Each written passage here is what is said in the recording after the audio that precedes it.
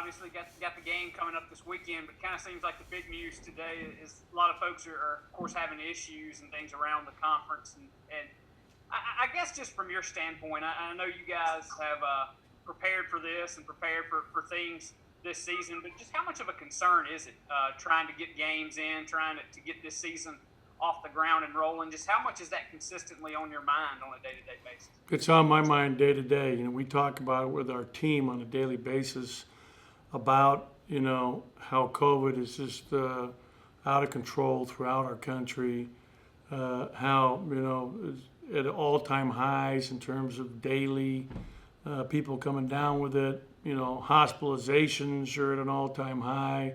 Deaths per day are at an all-time high. So there's definitely a lot of concern. And, I'm concerned for our players and their health and safety, number one, as well as the staffs. And it's just a part of right now. And I'll be very thankful for the vaccine that I read is going to be distributed, hopefully, assuming the FDA stamps the approval sometime in mid-December. So not that far away. And boy, we sure need that to get moving in the other direction from this virus, which has just been devastating. Go ahead and get it to Paul, and then after Paul, we'll go to Garrick. So, Paul, why don't you go ahead? Coach, along those lines, what Joel was talking about, obviously we heard the SEC guidelines that they put forth with having 53 players, certain amount of players available at each position. Have y'all been given any guidelines like that for college basketball and how many you have to have available to play? You know what? When we were discussing it was going to be 7 or 8 players. I don't know that I haven't heard. I'm not sure if that's been finalized, to be honest with you. Garrick, why don't you go ahead and jump in? Ben, knock on wood, have you guys been pretty good about not having any problems with COVID, or have you had to have stoppages throughout the couple of weeks you guys have been practicing here? We haven't had any stoppages, and I can't really discuss specific players in COVID because of HIPAA. But we haven't had any stoppages. Next question, we'll go ahead and go to Kyle Koso. Kyle, why don't you go ahead and unmute yourself and get a question in? Thank you. Coach Kyle Koso with the Space Coast event in Triple Crown Sports. Looking forward to seeing you guys. For these first couple games, I'm wondering what are your kind of hot button topics, the things you're most curious to see how play out for your team in real time. One thing I look at is you guys had some turnover issues last year. Now you're minus a lot of experience. Makes me think that topic is still something that might be concerning you. But just tell me what you're most interested in seeing. Well, the way we practiced today, you would be right. We turned it over a bunch today. So there's no question that's an issue. But we're in a rebuilding mode here. We lost our 4 leading scorers from last year's team. We're very young, very inexperienced. So it's every aspect of the game for us. It's not just one specific thing. We're trying just the very basics, starting with the defensive end of the floor and doing a good job in transition defense so we don't get killed there, and then trying to do a good job allowing our opponent only one shot per possession by blocking out and staying in front of the ball, contesting all the shots, being a good help side defense. So just the very basic fundamentals. Offensively, we're trying to push it every time we get it, and then if not, we're trying to execute our offense to get good shots. The most important thing on offense is to take good shots, have good shot selection, and take care of the basketball. And then we have a, dedicated group of guys at offensive rebound and a dedicated group of guys that are back on the shot. Next couple, we'll go ahead and get it back to Paul and then get it back to Joel. Paul, why don't you go ahead? Coach, you obviously added some new pieces to the front court this year. Of course, Totally was here last year, but how have those guys been rounded into form, and how do you feel about that rotation? Well, Abdul's really done a good job for us, number one, leading that front line. He's played very good basketball, especially offensively. I mean, he's been really good and spent a lot of time being more aggressive to score and looking for his shot, number one. Tolu was here last year, but got very little practice time 5-on-5 because he wasn't eligible to play in the game, so it didn't make a lot of sense when we had other guys that were eligible that could have potentially have been thrown into the fray. But he's really had a good off season from the end of our last season to now. He's spent an incredible amount of time at his game and has really improved. So we expect that he'll have a really solid campaign for us this year. We picked up Javian Davis on a transfer from Alabama, who's from right here in Mississippi, from Canton. And he's done a really nice job. I think he's going to give us very solid minutes and is, I'm very comfortable with him, both ends of the floor. He has a lot of experience in that. He started about half of his games last year for Alabama as their starting big inside. And then Quentin Post, who did not get a lot of minutes last year, hardly any, is really improved himself. He put on 30 pounds of muscle. And so he will definitely be thrown into the fray here as well. So I feel good about those four guys and think we've got good depth. And then the fifth player would be Derek Fountain, who will give us some depth there as well. Joel, go ahead. I know we've talked about it a couple times, I guess, over the last month or two, but do you kind of already, in your mind, have a set starting five? Does it kind of depend on matchup? And I guess related to that, Paul talked about the front court. I'll ask about the back court. I think at one point you'd mentioned that Davion Smith might be your starting point, and then I think later on you'd said maybe Iverson. Just kind of, what's that going to be like, and just kind of what has gone into your decision making there with some of those moves? Yeah, well, you know what? I'm not going to tell you who's starting for the game on Wednesday night because I'm not trying to help our opponent prepare for us. So that would be number one. But that will all come out, as we get ready for the game. But once we get started and, assuming everybody's healthy, we'll have a set starting lineup. And then it's always subject to change based on productivity and, how things are going for us as a team. But ideally, you try to get to a starting lineup that you set and to a rotation that's set. So even like Tyson Carter didn't start for us last year, the last half of the season, but was probably as important as anybody on our team and was always in at the end of games. And so, you may start one team and end with another team. So it's just all based, and we're a very young team, and so we've got, a lot to evaluate moving forward. We'll go ahead and go to Chris, CI. Chris, go ahead. Hey, Coach. You mentioned, you have a lot of turnover with this bunch. I was just curious, based off, the time you spend, getting this team ready. What you feel like will be y'all's identity this season? Well, we're going to be pretty much trying to play how we did the last few years, which was we're trying to play inside out. We're trying to bang it at you inside, get the ball inside. We have big, strong, physical inside presence, especially in Abdul, Tolu, and JD. They're very good around the basket. And we've got to play through them, and they can pass out of the post. They're good passers. But we're also going to, look to get, DJ Stewart a lot of looks, both with the ball in his hands and coming off ball screens, as well as coming off single and double staggers. Same thing would be true for Iverson. Iverson's going to be, I think, a really good scorer for us this year. Go ahead and get it back to Garrick. Garrick, why don't you go ahead? And it's been a long time since you last coached a game since the SEC tournament unfortunately got canceled. How therapeutic do you think it's going to be to get back out there, not only for you, but for the players itself on Wednesday? I think it's going to be great, and I'm really excited. And, our medical people here and throughout the country are doing a great job testing, trying to help everybody stay safe, stay healthy, to recognize right away if someone does come down with COVID-19 so that we can then, keep them away from the rest of the players, the rest of the people in our family. And, it's at a high cost financially. So I feel very comfortable with everything we're doing in preparation to move forward with our season. I'm excited about playing again. I've said that before. I mean, it's thrilling after the way the season ended last year. That was so heartbreaking.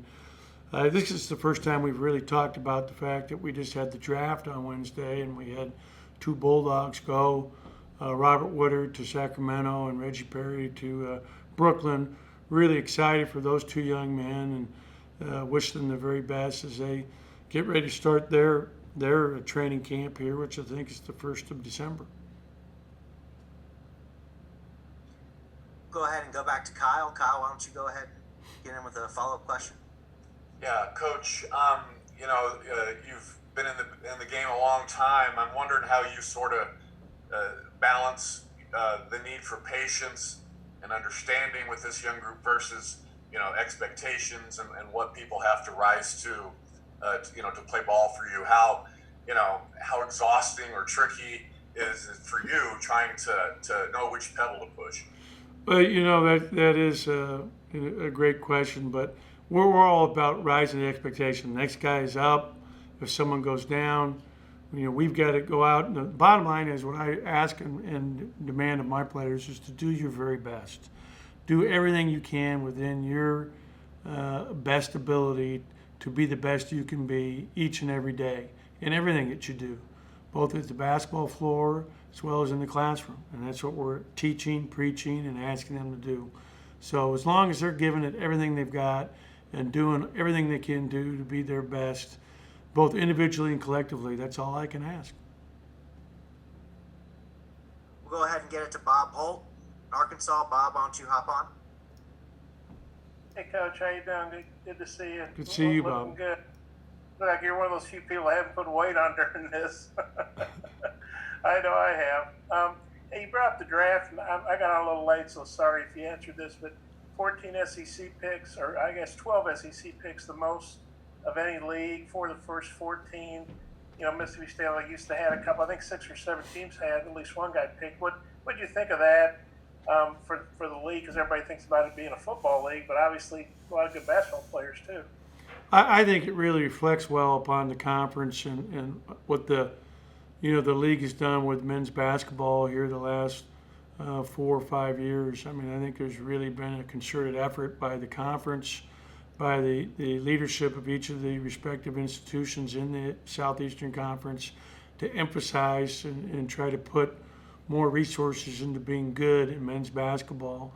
And I think you're seeing it because they've gone out and really recruited a lot of great coaches. I think the coaching staff, 1 through 14, this league is as good as anybody in the country. And I think we're really recruiting a lot of really good players in this conference. And, so it's incredible. You think about, teams with multiple players. I mean, Vanderbilt had 2, we had 2, Kentucky had 2, a number of first-round draft picks. So it's really impressive and speaks highly to the Southeastern Conference basketball.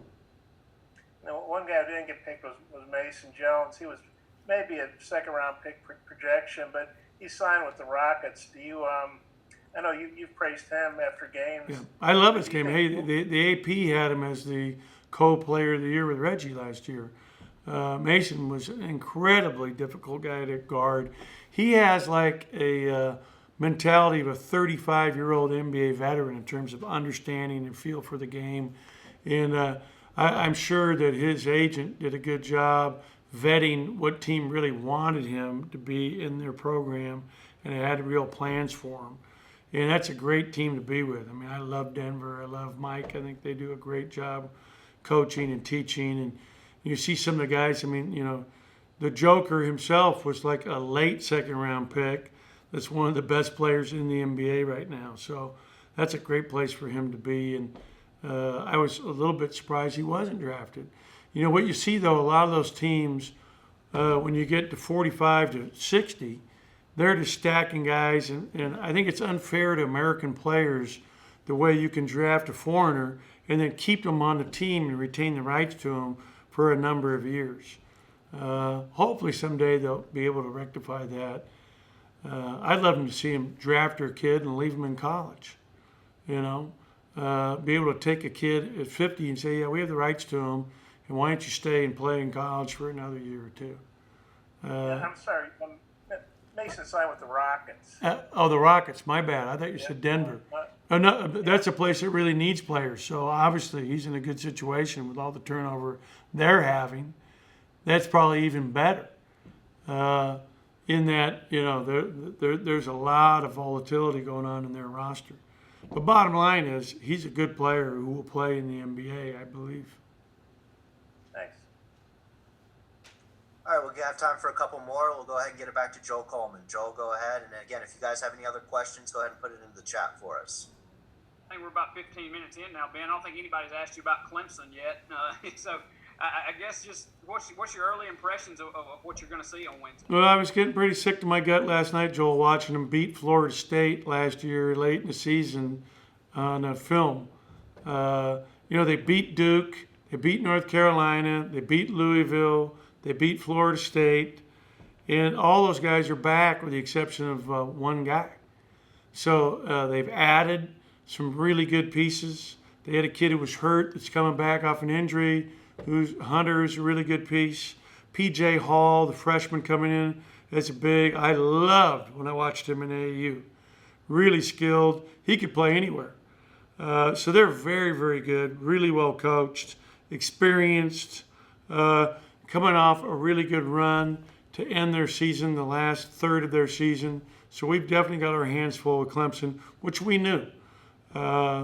But they're good. It's going to be an incredible challenge, especially for a number of these kids that are playing, for the first time in high major basketball. We'll go ahead and get it back to Bob Holt. Again, any other questions? We'll wrap it up here with a couple more. Yeah, Coach, and again, if you addressed this at the start, I apologize, but I guess Florida's, I think they're having to pause practice right now. I mean, who knows what this season's going to hold. But what are your expectations for being able to get through this season and play a lot of games and have a real season?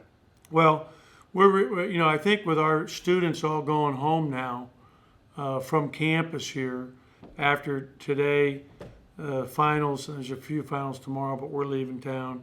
We just tested negative for the most part here today. So I think it makes it easier to stay, COVID-free. And something we talk about every day, Bob. I talk to my team about it every single day. And it's something you have to constantly be aware of. And our guys have done a good job. And it's so prevalent everywhere now. It's everywhere. I mean, I know so many people that have had it, do have it. It's just, it's very, very difficult. And, so I'm very hopeful, though, that we'll be able to move forward and to not have to take any breaks. But it remains to be seen. We've got to, we haven't had, some teams have had. I have a friend in another conference here in high major. Every player's had it now except one in the entire program. So in some ways, you're jealous of a team like that because it's unlikely they're going to get it as the season moves forward. But in most cases, that's not the case, and you just got to do your very best and hold on so we can get a vaccine, which will really help things. Thanks. You bet. Appreciate it, Bob. We'll wrap it up with Ellie French, TV. Go ahead, Ellie. Hey, Coach. Just wondering, what do you think is going to be the biggest challenge for your team that you said obviously is with it being sort of a rebuilding year? What do you think is going to be the biggest challenge for you guys facing this tough Clemson team? Yeah, I think, as I mentioned, I think it's just going to be us, defending them and doing a good job. They're very, very good offensively. They slip a lot of screens. They've been running the same offense here, most of these kids, for multiple years. So, number one, we got to get to a good start with our defense and try to defend, our basket, and then take care of basketball and get good shots.